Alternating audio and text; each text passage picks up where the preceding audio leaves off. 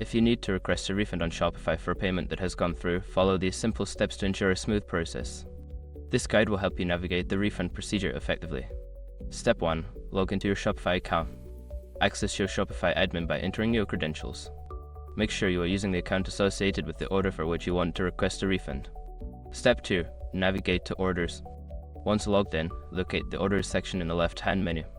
Click on it to view a list of all your recent orders. Step 3. Select the order. Find the specific order you wish to refund. You can use the search bar if needed. Click on the order to open its details. Step 4. Initiate the refund. Within the order details, look for the Refund button. Click on it, and you will be prompted to enter the quantity of items you wish to refund and any additional notes if necessary. Step 5. Confirm the refund. Review the refund details and confirm your action. Once confirmed, the refund will be processed, and the customer will be notified accordingly. In conclusion, following these steps will help you successfully process a refund on Shopify. Always ensure to communicate with your customer regarding the status of their refund for a better experience.